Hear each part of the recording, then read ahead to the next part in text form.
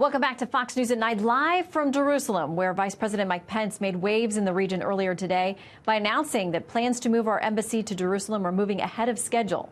So I asked him about that and also about working with our allies in the region to get tough with both Iran and North Korea. Iran is the leading state sponsor of terrorism in the world. And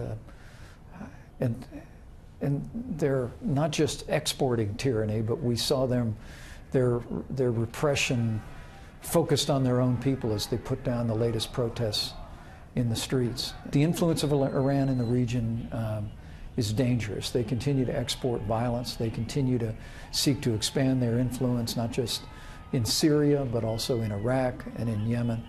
And we have an opportunity today, working with new and renewed alliances that President Trump has forged in the Arab world, to be able to push back the influence of Iran in the region.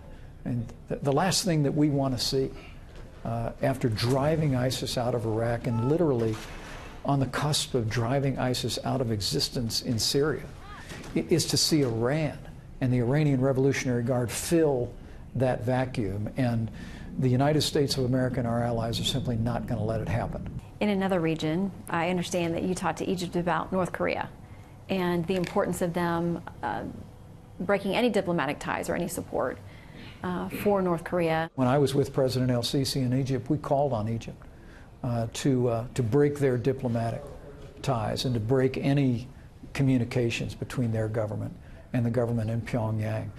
President Trump's made it clear. The era of what was called strategic patience is over.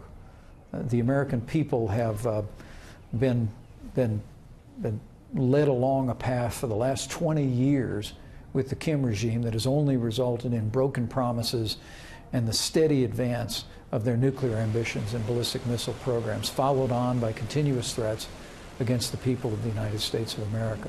President Trump's made it clear all options are on the table, and we'll make that clear again when we visit South Korea in just a few short weeks. But we continue to hope, with additional support from allies like Egypt and additional pressure from China and other countries in the world, that we'll be able to isolate North Korea economically and diplomatically and achieve by peaceable means what the world has not been able to achieve for decades, which is a nuclear-free Korean peninsula.